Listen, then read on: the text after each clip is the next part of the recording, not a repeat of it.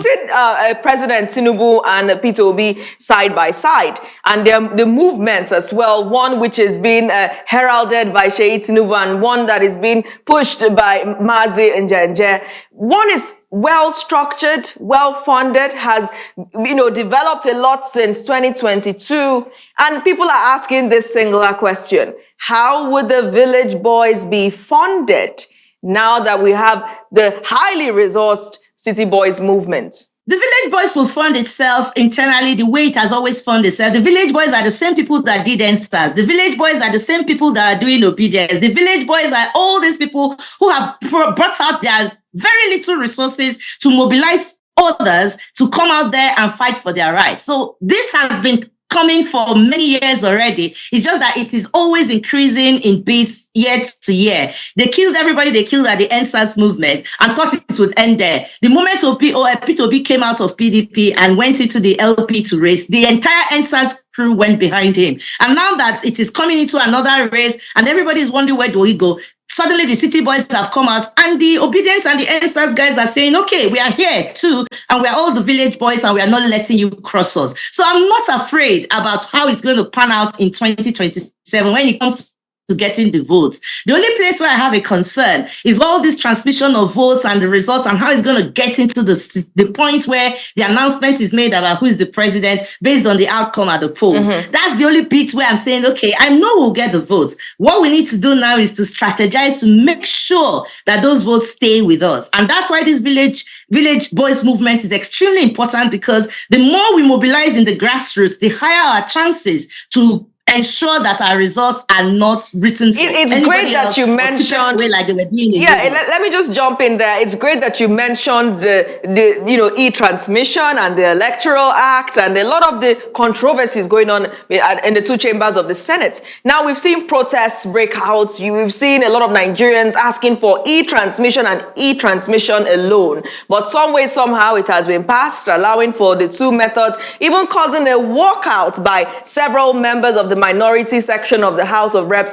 because they felt the opposition, which of course rules the APC, probably went to some corrupt exchanges and allowed that to pass. So what's your take on the people who believe that all of this movement drama is a distraction from actually chasing the amendments that would stop the election from being rigged? The movement is extremely necessary so that those people who are sitting in the room where the decisions are being made can be encouraged to keep fighting. Don't forget that those of us outside on the streets do not have the power to do anything when it comes to making the decision about what the laws would be for the election purposes. So the only thing we can do to encourage the few who are standing to keep going and try and convince others to join them is by continuing to protest, is by continuing to react and act against what we see that the City Boys or whoever else is doing. That's the only way we can help these men. Look at my baby. These are people that are really committed to the future of this country, who are going in there to fight for you, no matter the disadvantages that they suffer as a result of being in the opposition. And there's just a few of them left, only 17 out of, 40-something that went in there under the Labour Party. The rest have gone on and joined the bandwagon. But the few that are there are really fighting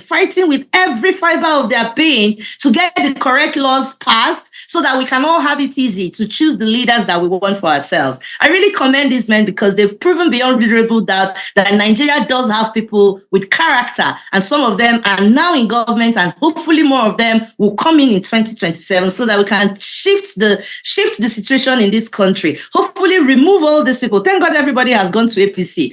Just cleared all of them and get them out and put guys that are serious about leading this country in the right direction in government.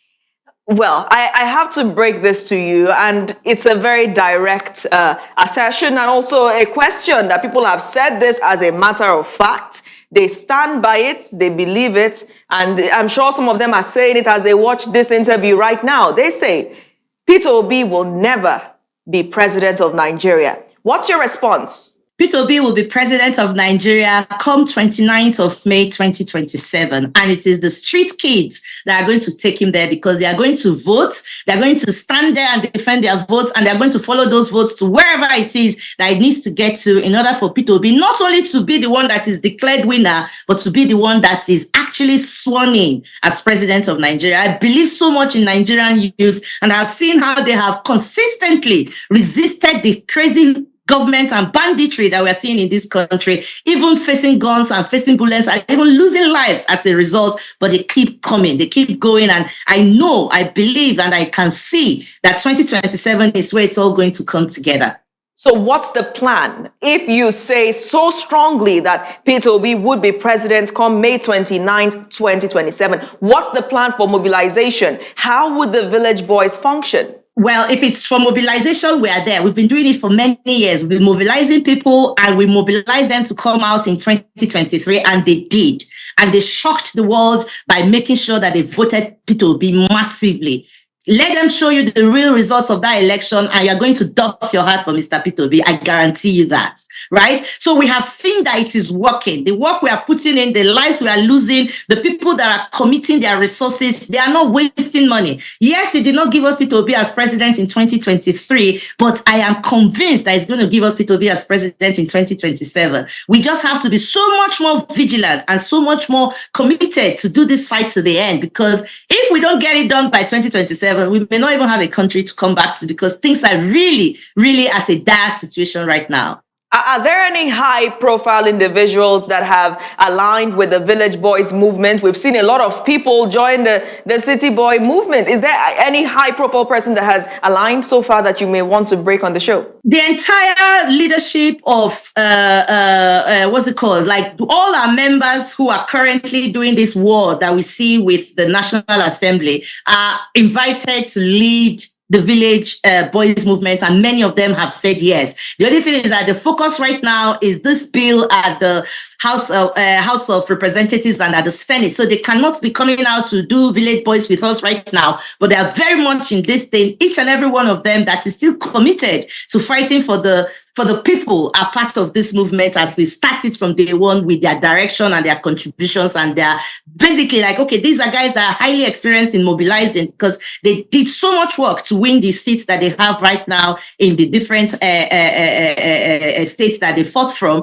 And they are also continuing the fight. So they have not withdrawn. They have not joined the APC. They've not gone off to the PDP or changed their minds about what they went to government to do.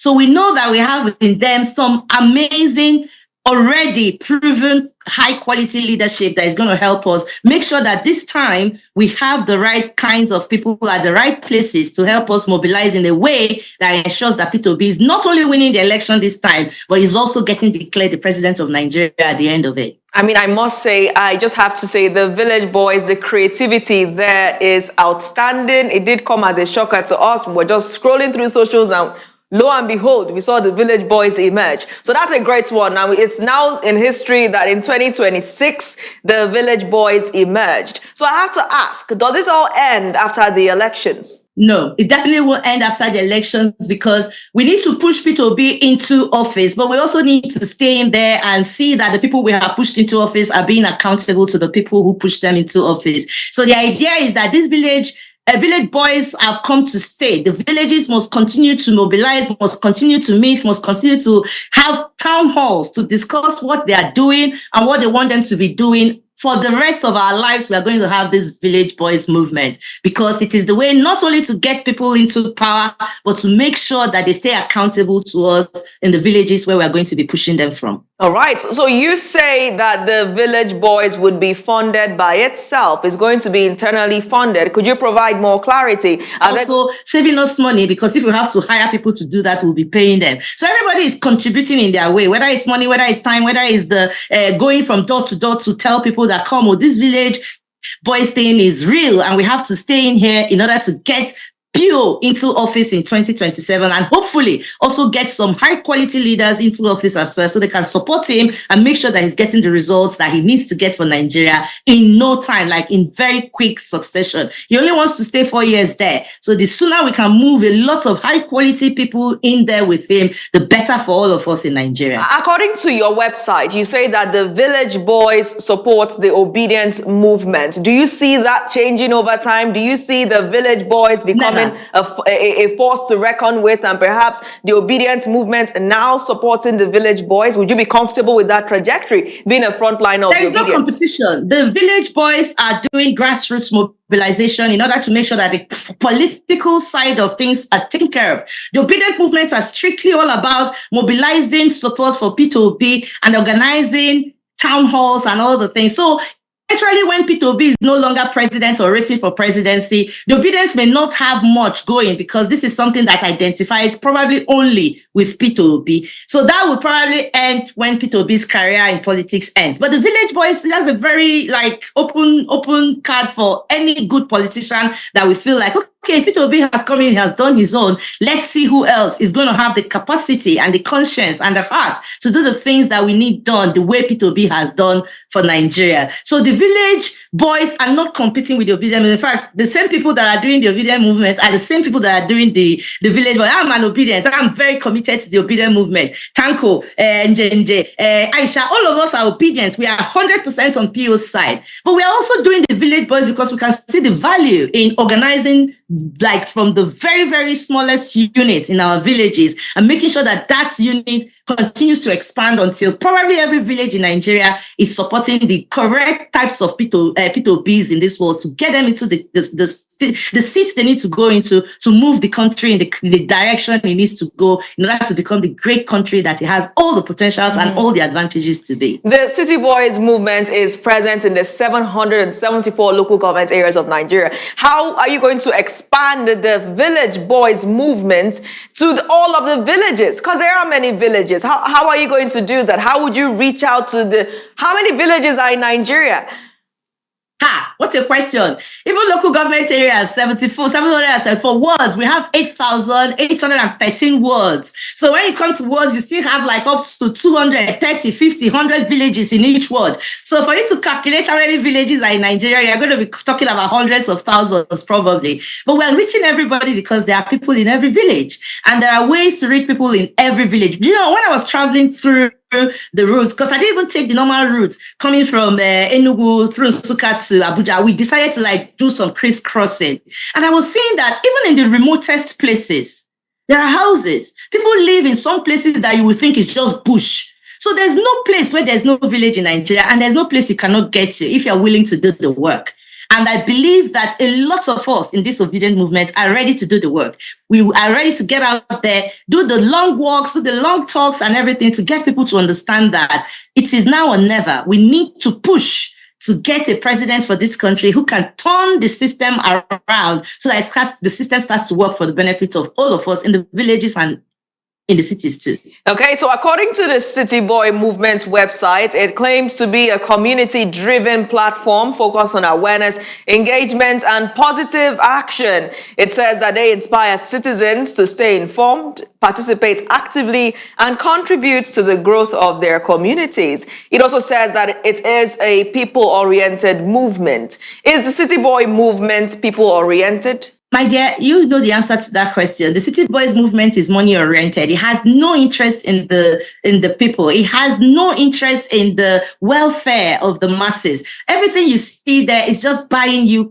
temporarily, just for you to get confused and do something that you may end up regretting. By the time you finish voting for whoever they are promoting, your time is done. Their money has done the job it came to do, and you go back to your misery. So it is not a people interest kind of organization. It is strictly a money interest organization, and such organizations never stand. They are only there to deceive you, take advantage of you, and dump you when they are done with you. And we have already learned that over the years. So the village boys, the people in the villages, they know that these guys are only coming there to give you the temporary relief 500, 5,000, whatever it is they're giving you. And then another 4 years, you're going to suffer.